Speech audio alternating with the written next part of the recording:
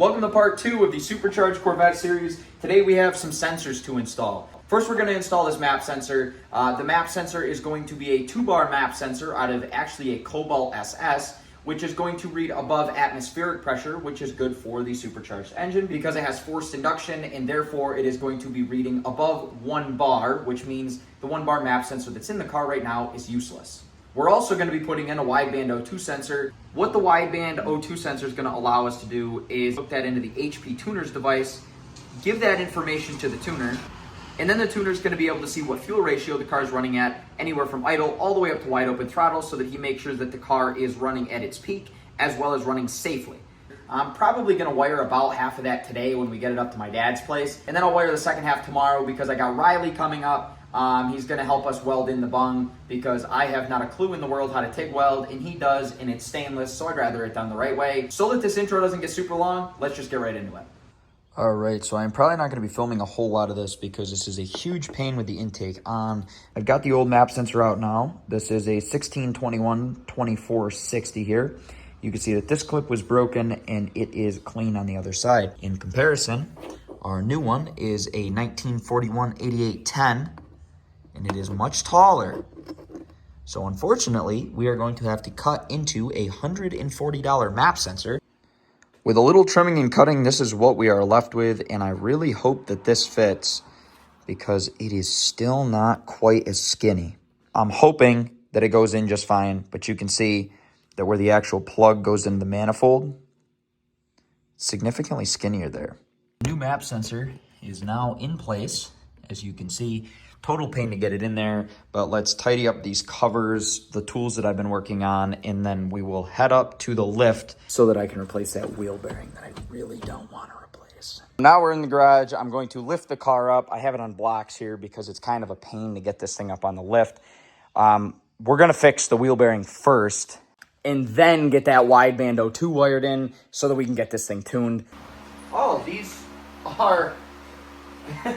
these are... loose. All the lug nuts are loose. Doing what? It's loose. Yep. Both sides. Oh my god. This upper control arm bolt is finger tight. I think that would be considered bad usually. Let's see if I can just tighten it with an offset wrench. Pick these up at Harbor Freight. Great for tightening header bolts.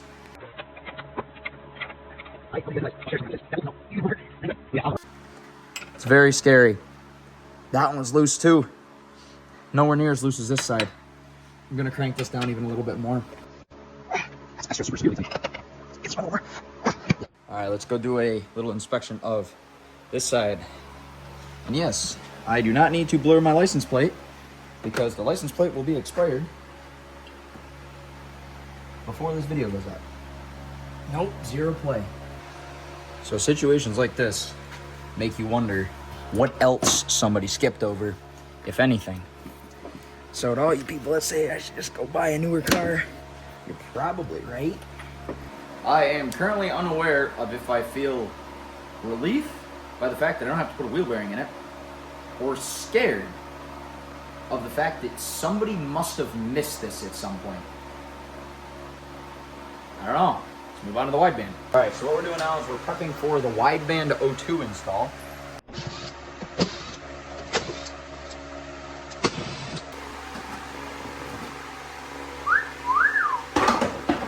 We are going to run our wire through here. I believe, if I'm correct, it's your hood latch cable. And we are going to tuck our wiring right back here in this grommet if possible, because I don't know where else to put it on a C5. We are up close and personal now. I wish I had an ability for cameraman to have his hand up in here so that I could show you guys exactly what I did. Pretty much I popped that grommet out. As soon as I get it tidy inside, I'm gonna come back under here and splice right there and like there and tuck it up in. I got the wideband wire ran down. I ran it underneath the steering column. Runs by the brake lines, the remote bleeder, the narrow bands, down here to here. We are going to weld the bung in right here. And then we're going to tuck the wiring behind this. We're going to put this panel back on, drop the car down, pull it outside, and this car is going to go back on the lift tomorrow so that we can weld in the bung for the wideband.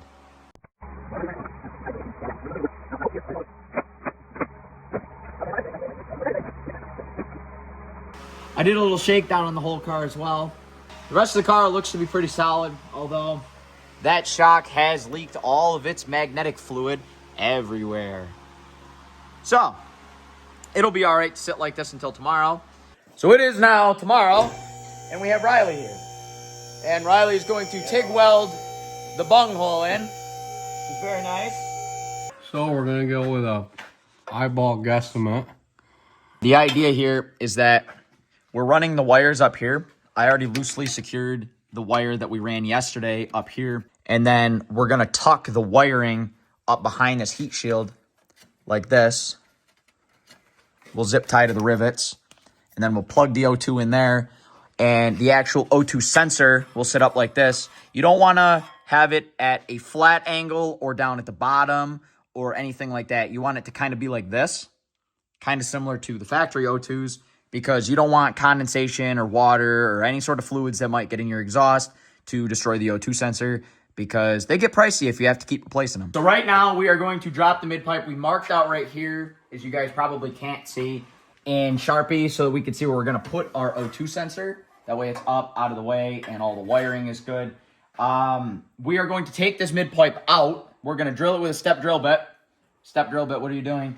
And then we're going to weld the bung in and put the O2 in, and then it's just a matter of wiring it up, and we will be good. You guys will probably see Riley doing a significant more amount of work on this because I'm currently painting his truck over there. The New England rust was starting to eat her out, so I prefer to eat her out.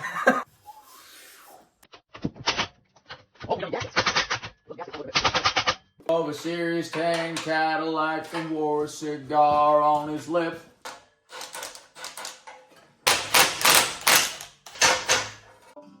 Well, it's out, but I missed all of it. So to make up for that, we're going to do a cold start with open headers.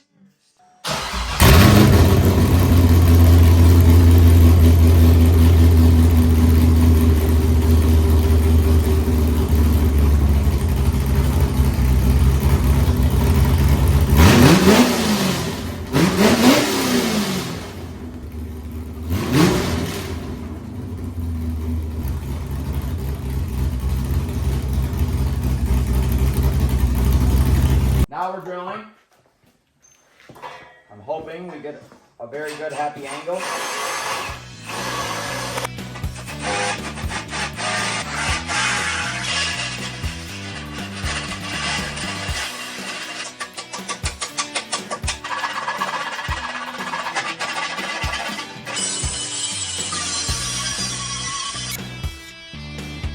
You.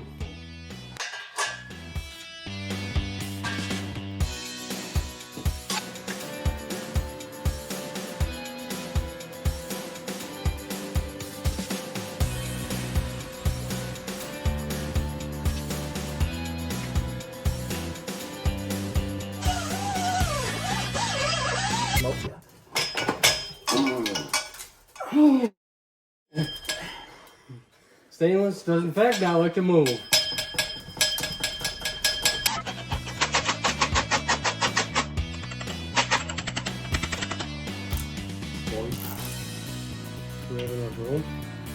I can pull some from there. Huh?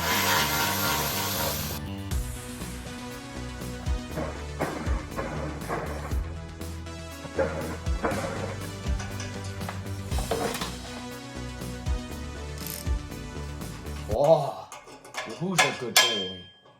I don't know if this is going to be visible, but I had to pull a little more slack through the lines.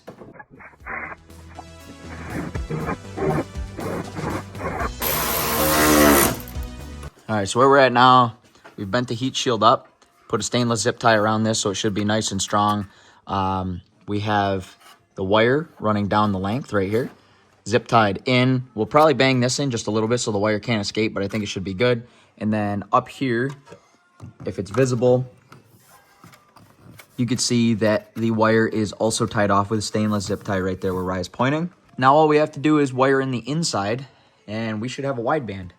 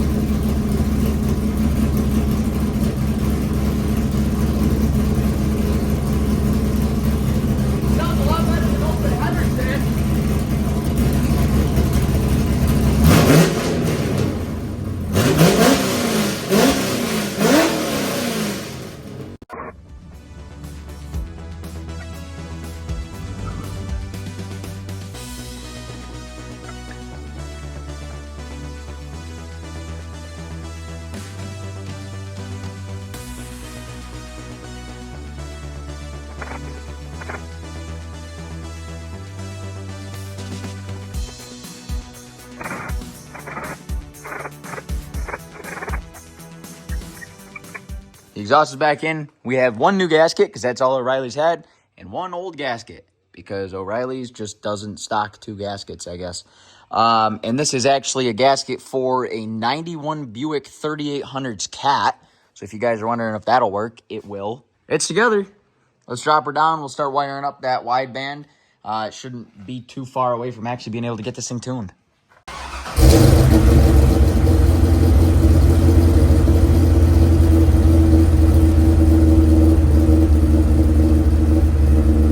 What you guys are seeing now is the second half of the wiring harness. I'm just mocking it up right now.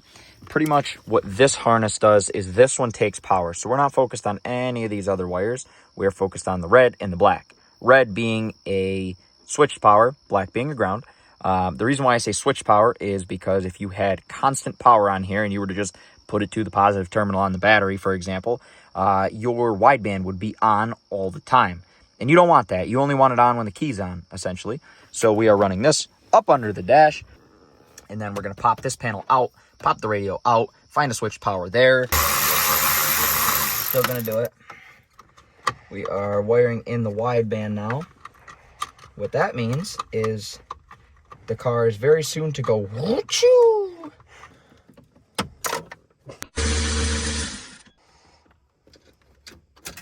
We have acquired access. Very, very irritating. Can't even lie. Right here is going to be a keyed power, and this one is going to be a ground. So what we're going to do is we're going to put a connector on this one, ground it to here, anywhere. It doesn't much matter. I'll probably get a 7mm, put it back in a factory location. That way it looks pretty. We're going to pull the radio out, find out which one is a keyed power, and we're just going to tap the radio for power.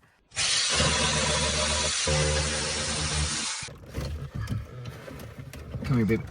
Damn. Of all the people I would want building my car. Holy unshrinked shrink wrap. I don't like this. I've done a lot of stereos. I don't think I've ever zip tied my shrink wrap before. Oh my, gee heavens. And what is going on here with 3 mergers of wires? Oh no. We're gonna see if we can take one from the climate controls, because I really don't know how I feel about touching the stereo wiring. Because that is a project, but it is a project for another day. Whoa, look at that, factory wiring here. Okay. All right, we are moving up in this world. What we're gonna do is we are going to find which one is the power wire to the climate control deck, and we are going to wire tap that. Yeah, I know. Wire tap and factory harness, blah, blah, blah, whatever you have to say. But this makes me feel better than messing with That. See if this will be the one. Oh! Oh! Bingo. Bingo. All right, dark brown is the one. I put this guy on red. When these close up, look at these. I bought these off Amazon. Plugs right in. So guess what? It's still removable.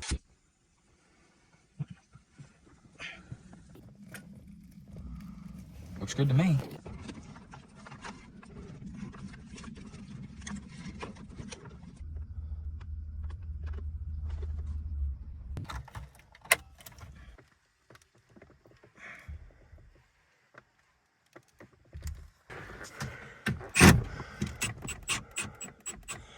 Back in the hole.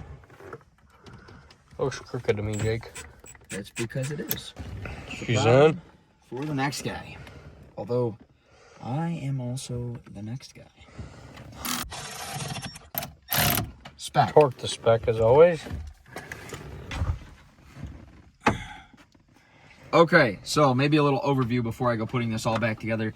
These two wires, I guess, are the ones that we're focused on. We have a solid white wire here and a solid brown wire here that comes off that same harness, okay? We're going to use this, which is called a Pro Link. This one's going to be for my MPVI-2, although you can also get them for the MPVI-3. The MPVI-2 came with the car and we already had the credits, so it's saving me money not to use my 3. We're going to connect white to red, black to brown. Thank you, Mile High Misfits, for your video. That way I didn't have to do all the research myself. I'm going to use a solder connector and tuck it in my carpet when I'm not using it. And then when I am using it, it's going to look something like this, where I can just plug it in just like that. Wow. Talk about fitment. We're going to have to make this a very uncomfortable fitting center console. Usually these have a fat side and a skinny side. You want to put the skinny side in on the single wire because you're going to have to slide the fat side over the double wire. Now this is threateningly close to needing to cut this harness, which is fine. It wouldn't hurt anything. I just don't feel like doing it. I wonder if NASA ties their wires up like this. Pretty sure they do. Most likely. Well, this is a spaceship. That's why I'm asking. That's not.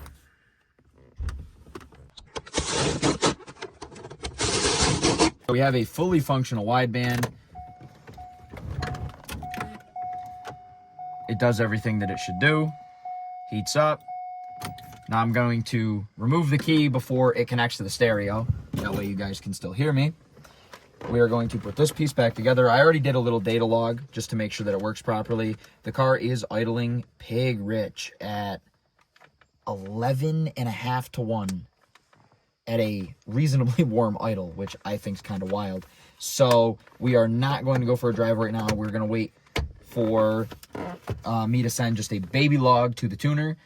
He's going to give me a little revision and we'll load that up and then I'll take you guys for a ride. So I'm back home now, and you know what sucks? The fact that I just did all of this and the car needs injectors. Pretty much, I'll give you guys a short rundown. After we got this car together with the wideband, I sent a couple files to the tuner. Even at idle, it was running at 11.5 to 1, and the short-term fuel trims were pulling. I started to go for some light drives, and between like 1,500 and 2,500 RPMs, sometimes it'd run at 12 to 1. Sometimes it'd run at 19 to 1 and it'd be stuttering and we just couldn't get it dialed in. My fuel pressure is correct, but I guess this is another issue that's more than common with a setup like this with these Deca, Simons, or Siemens 60 injectors, whatever you want to call them. So we cannot get the idle or part trim fueling correct on this car. Therefore, I've ordered some MRP 550cc or 50 to 52 pound, I think is what they are, injectors. We will see those next week, and that is when we will also be installing some suspension goodies, getting it tuned, and deleting the mag right out of the car so that this is no longer a problem, and the car will actually do over 80 miles an hour. I wanted to go for a drive in this video and show you guys how fun this car is, because at this point, you've only heard a startup in part 1, and then in this part, you've heard a startup with open headers, a startup with open X-pipe, and a startup with the MagnaFlow. And that's all you guys have heard. And I like taking you guys for drives. I like showing you guys the cool stuff. I would like to make a promise to you guys right now that we will be driving this car in part 3. Even if we cannot get it dialed, we will get it close. We're going to hit some corners. We're going to hit boost. We're going to hit probably a 5-ish above the speed limit. If we decide to go faster than 5 above the speed limit, we're going to take it to Mexico, of course, as any reasonable person would do. I hope you guys enjoyed part 2. I will see you guys in part 3, which should be out in a couple weeks. And it should be a good one because there's going to be some drive time. Thanks for watching.